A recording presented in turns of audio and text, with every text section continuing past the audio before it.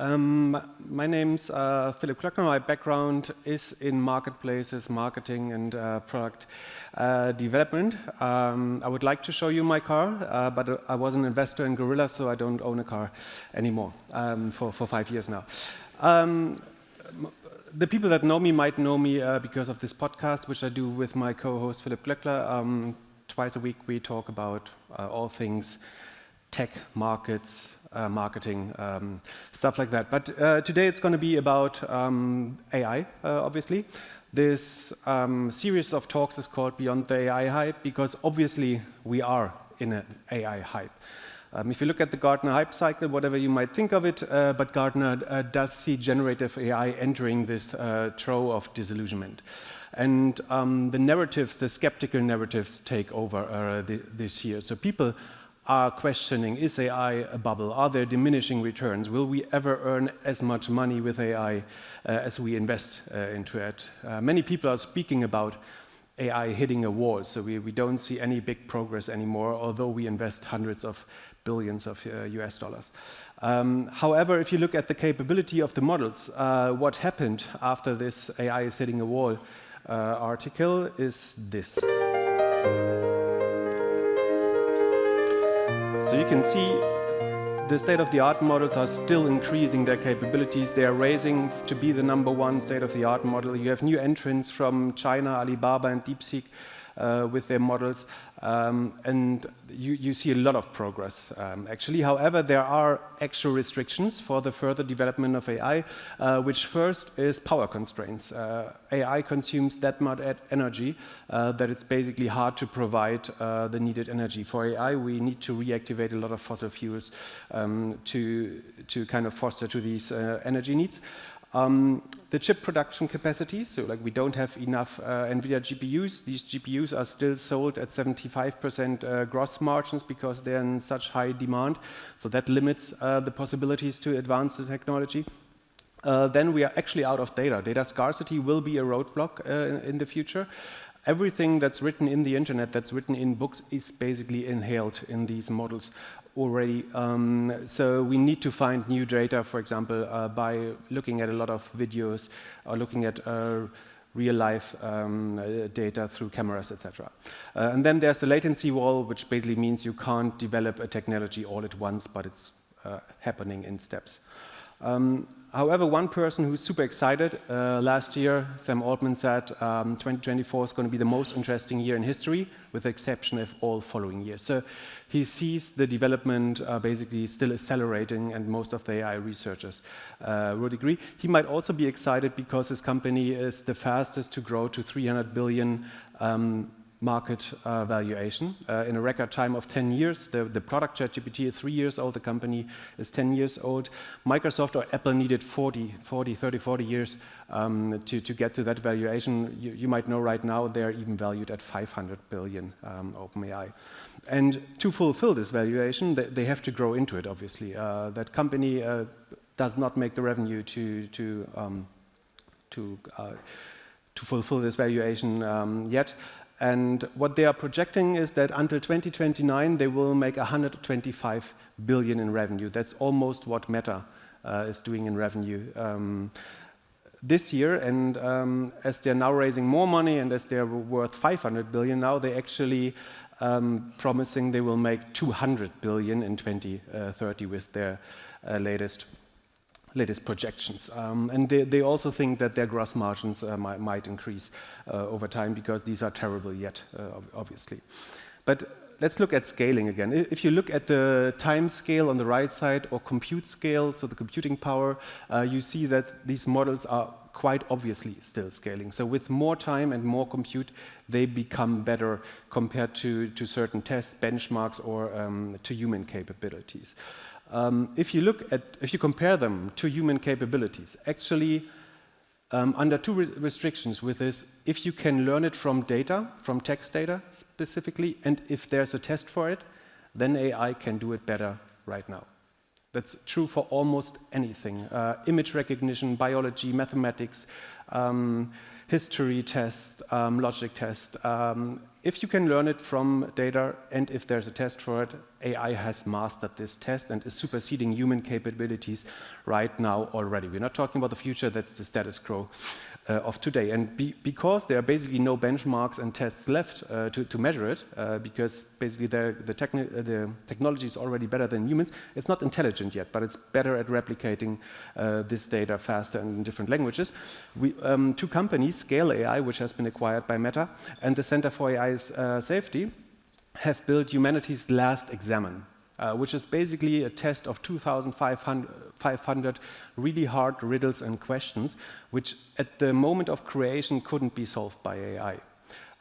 Today, 30% of these riddles are already solved by the state-of-the-art AI models. So the last exam, which AI couldn't solve when it was created, a third of that is now possible to solve using AI. If you would put it on an IQ scale, again, the technology isn't intelligent yet, but if you would let it solve a standard intelligent test, which it couldn't learn from the internet, so it's a newly created test, it's not something it could just replicate, it just needs to find its own logic, then they would score on a Nobel laureate scale right now.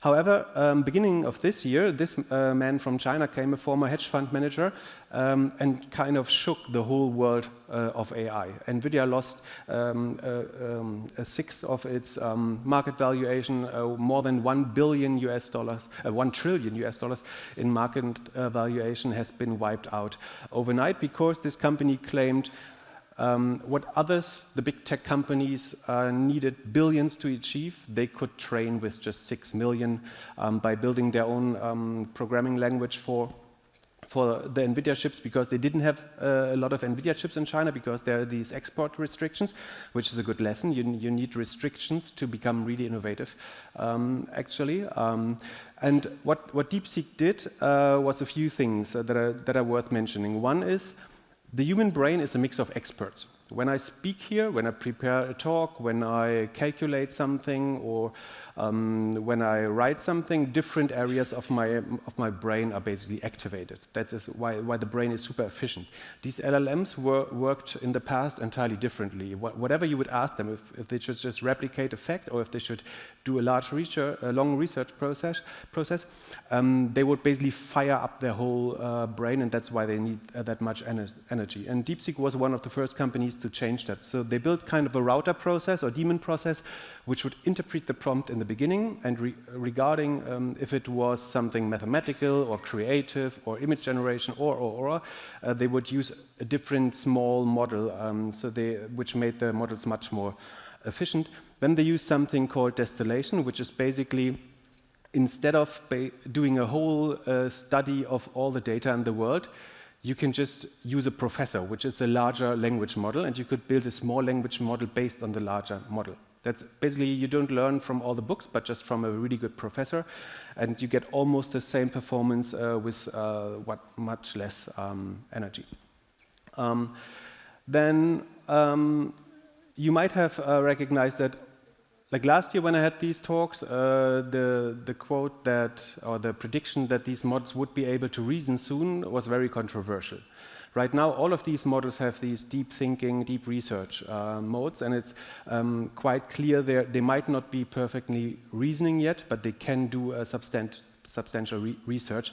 It's a bit like their second system from Daniel Kahneman's book is being activated now. So they don't give this fast, intuitive answers anymore, but in fact, they're working they're doing really deep, extensive research. And this has become possible because we have to understand how these models were trained. In the past, a lot of resources have been spent on so-called pre-training, which is this gobbling up all this data and finding the statistical pattern in there. Then there was post-training or fine-tuning, where you fine-tune the model and check the answers and give it a certain flavor. And then the inference process, so the querying the model, was just a tiny bit of the resources applied. What Deepseek and modern models do differently is they spend a bit less energy on pre-training and much more energy on inference. So they're thinking really hard, right? They're using less data or less compute to train the model, while spending much more inference capacity and compute on thinking really hard. And that has become possible because inference has become incredibly cheap. The cost for inference have basically decreased by the factor of 1,000 in just 1 year, which led to the fact that many people now know this guy. He invented Jevons paradox, which basically stated, imagine around 1900 when James Watt invented the steam engine, or like he improved the steam engine, so he made it much more efficient, so it would only need half of the coal, the energy. And people thought we will need much less coal now. The people producing coal were very worried. However, Jevons paradox basically describes that now that the steam engine became much more efficient, actually more steam engines have been installed, and the consumption of coal was increasing a lot. So what people expect is that the cost reduction in inference will not lead to less chips being needed or less data center. Instead, there will be more inference, more hard thinking being done, more image generation, video generation, game generation being done. So the market for inference will actually supersede the market for training in the end. Years ago, I did this slide, and I'm continuing to show it until it proves wrong. But what I said is basically that owning proprietary LLMs will not be a differentiator in the market. These will basically all converge. You will have open source models. They will all have almost the same capabilities, and it's kind of a race to the bottom. What actually is important is owning proprietary data, having access to hardware, and distribution, so access to clients. And I still think this proves true very well if you look at the market. Let's focus on hardware for a second. To create the new state-of-the-art model, so the new leading model, you need 5 times more compute than a year ago. And this will continue to be the case, that you need 4 to 5 times more compute. That's why the Nvidia the new chip generation will be 4 or 5 times more capable as well. So you have still an enormous demand for better chips and better hardware to build better models, which leads to the fact that the big tech companies in the US will be spending 350, most likely, billion this year on CapEx to build new data centers, plus Oracle, plus the Chinese players, etc. Which has led to the funny fact that right now 4 out of 5 Nvidia employees are millionaires because they got ESOP, so employee stock options in the company, and as Nvidia became a 4.5 trillion US dollar company, most of them are millionaires, and the parking lot must look like this. However, the problem that isn't really solved yet is distribution, so access to customers. People don't wake up and say, I want to use a lot of AI today. It's only a fraction of people using AI. So these AI companies and big tech are thinking really hard how to bring AI into the hands of people. Going as far as OpenAI planning to build their own social network, to make AI shareable, to benefit from the network effects, people inviting others to co-work on AI or to share their inspiration. OpenAI was also discussed to be one of the potential people interested in buying Chrome if Chrome would have been spun off from Google, because obviously they would get lots of user data, browsing data. They could crawl websites that they're not allowed to crawl because the user would crawl them, and they could use it for ad targeting, etc. Perplexity has actually built a browser called Comet, which it is using. And they're all trying really to get AI into the hands of people. For B2B, the picture is a bit different. Actually, most companies do have at least one AI use case already. These are 6-month steps, so that's the purple points are the last 12 months, basically. And you can see that most companies actually use AI for at least one case, and more are adopting more than one case. And what are companies actually doing with AI? There's clear pattern. So code generation is something that works really well already. That's because code is basically a very one-dimensional language. If you think about a German or English dictionary, there might be 40,000 words in it. A typical programming language maybe has 2,000 to 4,000 words, so it's much easier to predict the next token. Same with legal language, for example. That's why it's used in AI is very usable for legal. Then obviously customer support chatbots, first level support, light escalation, that can be handled very well by chatbots already. It will not replace human agents, but you can do like a lot of the simple work with support chatbots. And then enterprise research, information retrieval systems are the next big step. And I usually advise people to start with the stuff that has proven to work already, instead of doing a large pilot across all departments of a company, which usually still fail. Focusing on these use cases which have kind of proven uplift or proven efficiency gains makes a lot of sense. In general, I would advise to not get a bloody nose by trying to be a first mover, but be a really fast follower, like a second mover. There's this English idiom, the second mouse gets the cheese, the first one gets a bloody nose or a trap in the neck. And I think that's true for AI, because the second mover benefits from a lot of advantages. I'm not saying you shouldn't do anything. I'm saying you should move really fast, but you should follow what works. And I think the benefits of being the fast follower is you build on existing infrastructure. So creating a fast follower project is much more reasonably priced than building a trailblazing project. You build on better market research. You can copy approaches that have worked in the past. You can watch what hasn't worked and basically discriminate against that. And there are lots of benefits from this approach. Talking about what works, again, as Alex has said, developing code with AI works incredibly well already. More than 50 million people use the Microsoft Copilot. There are other products like Devon, Cursor, etc. To create code. Actually, Google claims a quarter of the code generated last year is already generated by AI. Microsoft says for us it's even 30%. That said Satya Nadella sitting next to Mark Zuckerberg, who then said with Meta it's going to be 50% in 2026. And then there are these super ambitious startups like Anthropic who say 90% of code will be developed. And I totally agree.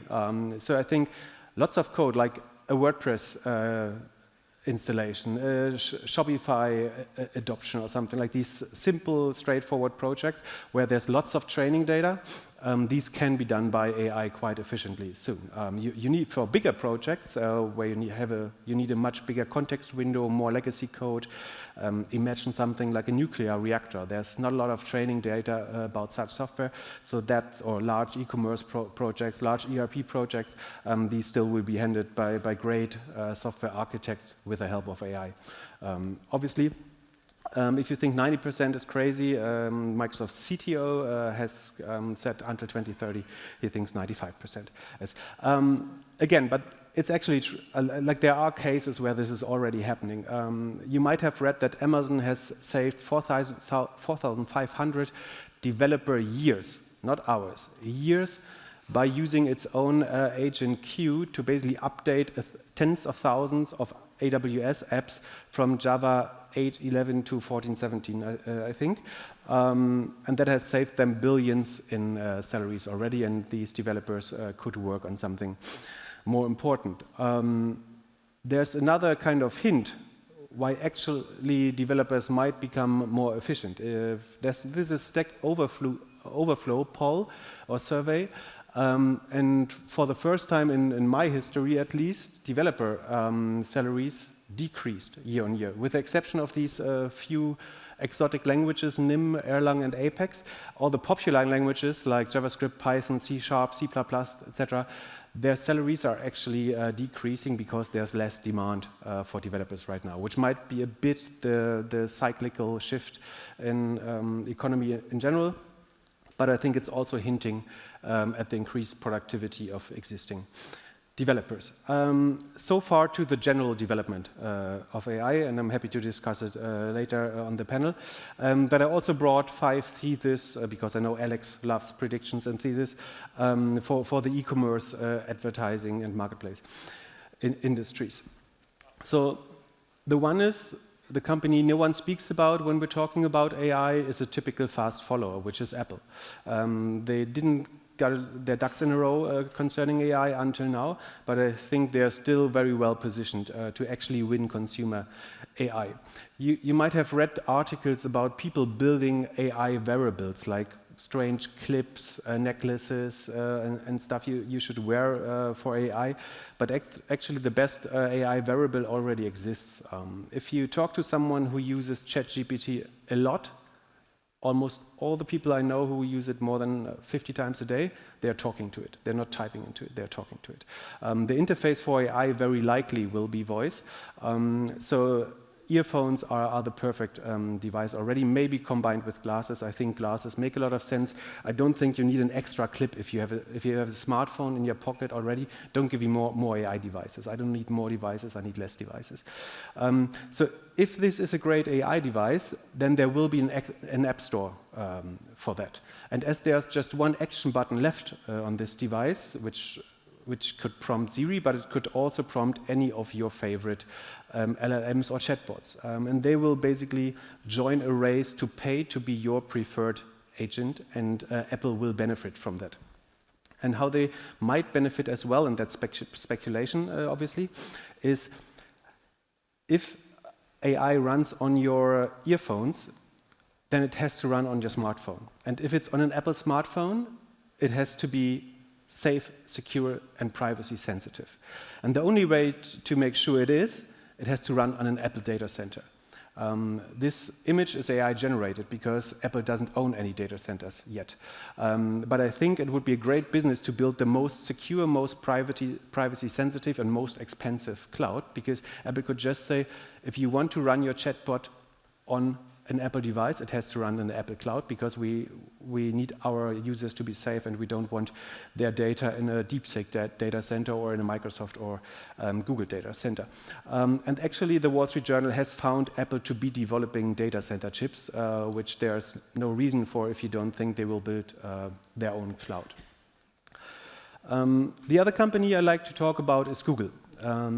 What I hear a lot is that people say Google is toast. ChatGPT has 800 million users, and basically no one is searching anymore in that. And I totally call bullshit on that. If you look at Google's search revenue, that's just search revenue. They also have YouTube way more and other businesses, obviously. But just the search revenue has increased or accelerated its revenue growth. It's growing by 12%. It looks super healthy. ChatGPT has been around for 2 years now and doesn't seem to have impacted Google's search revenue at all. And I want to remind you of this slide, which I show you again, that you need data, hardware, and distribution. And if any company is really good at this, then it's Google. Google obviously has more data about you than any other company, maybe Facebook, but most likely more data about you than any other company. Aggregated for everyone and personalized for you. Hardware, Google has started building their own hardware 10 years, a decade ago. TPUs, tensor processing units, which are specialized to do AI very fast, very efficient. Google started that in 2014. More than 10 years ago, Google understood that hardware will be a game changer for AI, and they started building their own AI chips, because what they recognized were, we can translate language very well, we can translate prompt search queries already, it's just much too expensive. We need to build more efficient chips, and that's why they started building their own TPUs. And distribution, it's quite obvious. Google has 8 or 9 apps with a distribution of more than 1 billion people. That's Google Search, YouTube, Gmail, Drive, Maps, Android, Play Store, and I might have forgotten 2 more. So Google has all the distribution it can have to push AI into the hands of people. And yes, ChatGPT has 800 million users already, but last week there was this funny moment when Gemini, according to Google Trends, had more demand than ChatGPT overnight. ChatGPT is clearly bigger, it still has more users, But in search demand, at least, Gemini has overtaken ChatGPT for a second in time, at least. That was mostly due to the new Nano Banana image generation model, which becomes super popular. It's more outside Europe, actually. This doesn't mean Google has won the race. Nobody's won the race. It just tells it's too early to say, because every company is a meme away from becoming much bigger. This red hump in ChatGPT, by the way, was this Studio Ghibli. That was just creating memes, got super easy. It was an image model as well. So I think it's much too early to call Google off or to call the race off. Actually, if you look at Google web traffic, for similar web data, usually quite reliable, Google looks perfectly fine, right? And the orange chart is ChatGPT, and it's not winning. I know that many people use this via apps, but Google is used via apps, so I think it's quite indicative still. If you look at engagement, you see that monthly visits per visitor per month, session duration, pages seen in session, etc. All this is still much, much bigger for Google. Yeah? I'm not saying that they are not under threat. ChatGPT for sure is the biggest threat Google has seen in the last 20 years. That's clear. But I think it's much too early to call off Google. And even if OpenAI has 800 million users, this is data from Menlo Ventures, you might be surprised to see only 3% of chatbot users are actually using the paid pro version. Most people are using the free version, so it will remain really hard to earn decent money with it. Speaking of earning money, advertising could be a way to earn money. For the last year, the fastest growing category in advertising has been which? Guesses? Okay. You're very... So retail media was basically growing 4 times as fast than other advertising channels or the whole advertising market. And obviously Amazon captured the most of this market. And I know everyone is asking, what's the next big thing in advertising? And it could be generative AI advertising, obviously, because that's the fastest growing media category, if you want. But then there is this study by Pew Research Center, which was looking at what is the difference between a normal Google result page and a Google result page where AI overviews are shown. So how does click behavior change if Google is showing an AI overview on top of their SERPs? And what you could see is that basically the click rate on organic search results dropped in half. Was cut in half as soon as there were AI overviews on the page, and more people were ending their session, which means they were kind of their intent was fulfilled. So these AI overviews could be the next traffic channel or the next attention channel, obviously, if they would get more than 1% of clicks, and they don't. So the click rate on these AI overviews or on the small links in the AI overviews is less than 1%. So if you want to fight for that market, that's a very, very little market as of right now. And there are these tools which sell you generative AI optimization.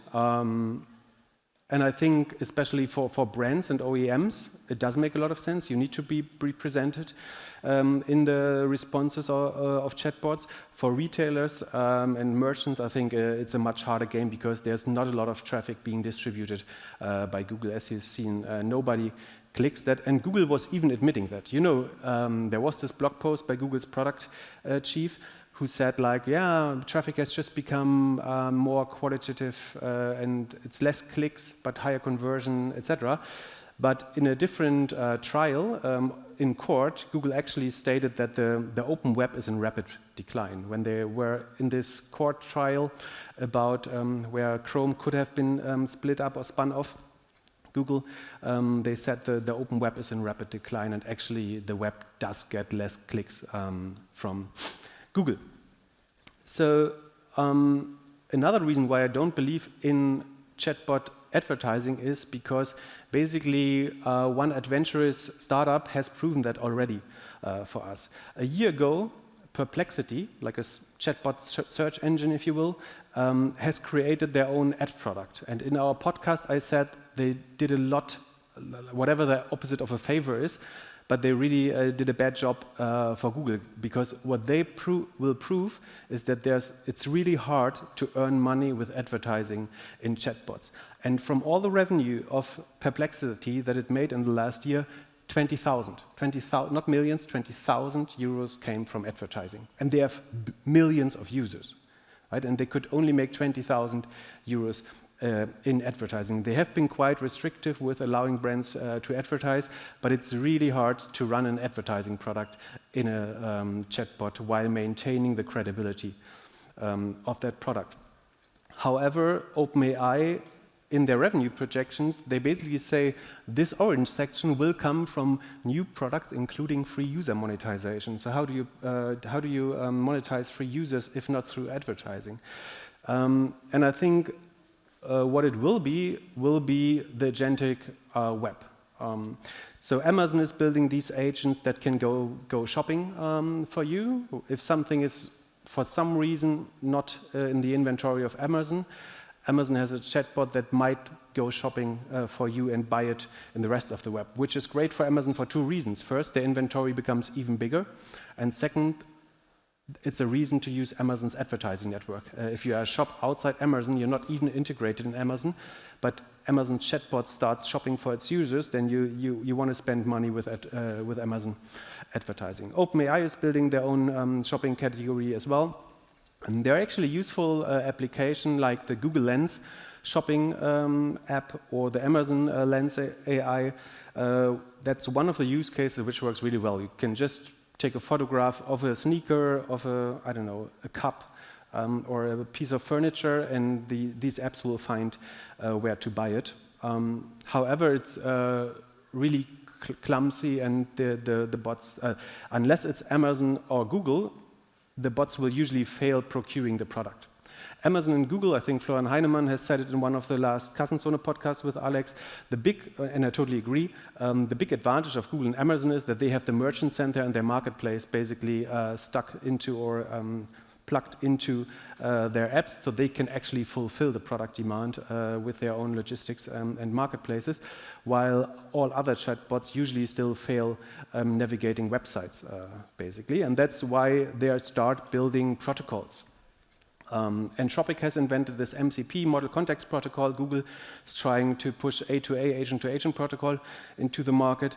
And basically, they try to have agents negotiate with other agents instead of using front ends that have been made for users, because these front ends don't work very well for bots, right? They are hard to navigate for humans, usually, but they're impossible to navigate for AI in general. So the AI is basically switching to an AI-to-AI layer to circumvent the web. You could think in 5 or 10 years' time, owning a website is a bit an analogy to sending mail order catalogs today, because people won't use in 5 to 10 years. People might not use websites anymore as interfaces. But always be careful with such statement, because years ago people told us this will be the future of e-commerce. Voice commerce didn't happen, as we know. These buttons, I'm not sure if you're using them, I'm not using them. So I want to kind of relativate these claims a bit. When we talk of huge tectonic shifts, like the mobile shift, they usually happen much slower than we think. And this is not a call for inactivity. As I said, you should copy what's working. There's lots of potential in AI, but we should also be aware of that these tectonic shifts happen very slowly over time. The mobile internet is basically growing by 1% every year. And that's not because of 1% of people changing their behavior. That's because the youngest generation is using the mobile internet at 100%, and the oldest generation will never use it, but dies and just ceases to exist. And that's what's shifting the market by one. Sorry if it's macabre, but that's what market shares are shifted by a lot. If you look at certain e-commerce categories, you see how very, very slowly the mobile internet has penetrated these, and the same will happen for AI. There was a recent report how people use ChatGPT, and I think the most interesting fact, although not surprising, is that every second user of OpenAI of ChatGPT is younger than 25 years, which proves my thesis a bit. Yeah, and these agents, as I said, they have a really hard time navigating the web, as it's obviously not built for them. So let's talk a bit about product development. As well, in our podcast, in one of the last episodes, we talked about, we tried to make sense about from OpenAI buying a company called Deepseek, which I didn't know about, to be honest. Deepseek is a data platform for product development, like glorified A/B testing, you could say it. And so why would OpenAI buy this company? What I do think is that if software builds software, if AI agents build software in the future, they can basically avoid a lot of mistakes that humans usually make. Like, I've worked a lot in product development in the past, and one thing I always found, like at Rocket, for example, I worked at probably 20 different companies. And I was fixing the same issues with a shopping system and a product inventory management system every single time. And I was running the same A/B test every single time. And that, for an artificial intelligence, it just wouldn't make sense. If I have access to 20 million past A/B tests, if I have the data about it, I should suggest what to test. I should give a confidence, like an interval of confidence, how likely a certain test is to become successful and significant, right? I should make users learn from the tests of other users, and I think OpenAI will use Deepseek's data to build better software by preempting a lot of A/B tests. How software development works right now is we are buying something out of the box, we're adapting it a bit, and then we start testing it to improve it. That's extremely wasteful, right? We should just copy what works. We should ask AI what has worked in the past, what is likely to work at least, right? Maybe every third A/B test has a positive result if you are lucky. With AI, you could like dramatically improve the success rate of A/B tests by just leveraging existing data. Another prediction on marketing. I think persuasive AI will completely replace classical targeting. There are a few studies right now. One is by Mats and others, which shows that basically AI has the ability to mass persuade people of political opinions, but also with marketing messages. If the AI has information about the user, it can tailor marketing messages towards the user and be extremely convincing while doing that, which carries a lot of threats and dangers, obviously. And as models become more capable and as they scale and get bigger, they actually become more persuasive as they grow. So classical marketing worked kind of this. Ad networks try to capture some existing interest, then retarget us with a proper or appropriate message that could increase our interest, and then they try to capture our attention in the moment when we're ready to buy and make a conversion. The future might be quite different. Advertisers could just order a conversion, and the ad networks would basically start recruiting users that are vulnerable to buying that certain product. Look, your car looks really small. You might be needing a better car. Your last photos looked a little bit bleak or a bit sad. Maybe you need a new skincare product, etc., etc. The feed algorithms and AI chatbots and AI influencers will basically push content into our streams that makes us want to buy something without us understanding. There's a huge information asymmetry because we don't know how AI works. Like, most people don't know how AI works. But AI knows everything about how humans work. Like, they are the best psychologists in the world, and they get much better the more data they have about humans. And if you think about the company owning the most data about us, is obviously the ad networks.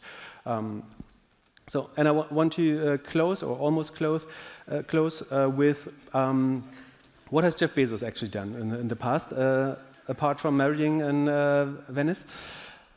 So these tech bros all have a media company, an AI company, a robotic company by now, Some have an EV company, and most of them want to go to space, apart from Mark Zuckerberg for some reason. But why do they want to go to space? I have at least one hypothesis why Amazon wants to go to space.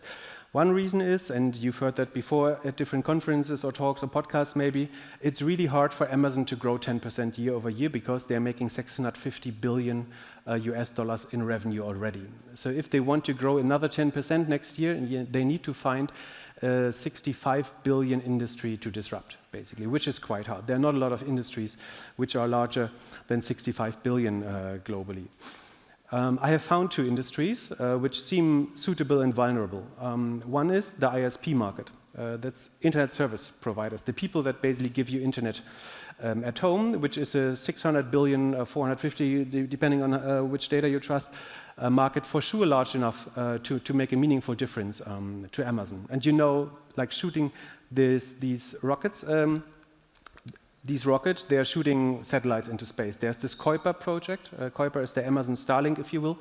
Starlink has 3,000 satellites in space already and has almost global coverage. Amazon is trying to build the same. They are at 100 satellites right now, but they strive to do 3,000 as well. And they will provide internet over these satellites. So the ISP market is a large market. Getting your internet from Amazon, exciting for you maybe because it might be just included in your Prime membership.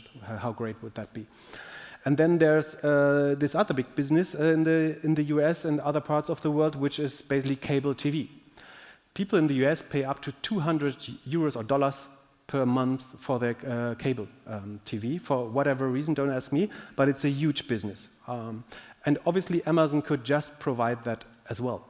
Why do you need a cable to get TV if you can get it via the air, via satellites? So getting your internet and your TV and media via satellite are huge markets. If you combine them, it's a $1 trillion market. And how do you define a market ripe for disruption? Scott Galloway would say, look at the NPS. How happy are people with this market? This is a chart showing the NPS of different industry, and for some reason, cable TV and internet service are the industries that people are least happy with. Like even health insurance, banking, or credit cards, people are happier with those services compared to their ISP and cable providers. So a full circle Amazon would look like this. They basically will give you your cable, your television, your internet access for free. You could buy all channels, ESPN, Disney, whatever you want to watch, whatever pay TV, whatever video on demand, you could just buy that through Amazon. Amazon would become the media platform where you consume everything that is TV. Obviously, Amazon would gain a lot of data about you. Your media consumption tells Amazon. Yeah. Okay.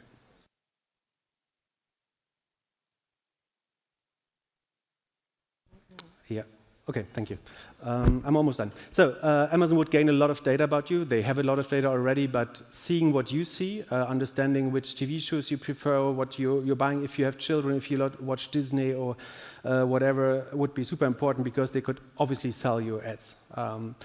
Marketing services is the fastest growing business inside Amazon together with AWS. And obviously that could be super interesting to tailor Amazon advertising against your media consumption. And ultimately, they are one of the few players who could actually deliver the products to that advertising. So it makes a lot of sense for Amazon to shoot rockets into space and build up a satellite television network. And the last thing that I deem very important for the future and for this year, and that's why I put it into the presentation, is robotics, which has some interfaces with e-commerce, obviously, if you think about logistics. But this is basically the year of invention for humanoid robots. We have a huge leap forward, which is mainly due to these robots can use LLM to be trained, to understand things. In car factories, we had robots for a long time already, like an arm doing the same thing with high precision 10,000 times a day. That worked in the past, but that has to be programmed to do this one thing. The big difference is that these robots, like we made them humanoid for two reasons. First, so they can navigate our world. We have built our world so it's easy to navigate for us as humans, and if they want to navigate and use the same infrastructures, they have to look like us, basically. And the other thing, if they look like humans, they can learn from us. They can just watch what we do and replicate it, basically. If you build a robot on some wheels, it's much harder to do the same stuff. And the breakthrough moment is basically that we had this special purpose robots in the past, but now we can build general purpose robots because they can just watch us doing a thing a few thousand times, and then they can replicate it. This is a robot that was trained in basically household tasks, and then they put it into an Airbnb, which it has never seen before, and it was able to clean the dishes or find out what the fridge is and clean the fridge, etc., although it has never been in that environment before. So everyone's building humanoid robots now. However, I think it's a futile mission because obviously robots will be built in China, just as electric cars. China will win the market because robots are too simple to be constructed. The software might be written in the Western world, but they will be manufactured in China. Already, most of the parts in robots are right now manufactured in China. The most important part is the dexterous hand, and you see China has an advantage there as well. You can buy this robot already for below 16,000. I think it's 10,000 euros right now, actually. And it's not only humanoid robots. The Chinese players are also getting much better in the. You have seen these robot dogs at conferences, but this is the Chinese version of it. This is not an animation. This is a video of a real live performance, and you can see basically how versatile they have become. That they are much faster, much more adaptive, and we're still at the very beginning of robotics. So good luck with your military service in the future, if that is your opponent. And I thank you for your attention and looking forward to the panel.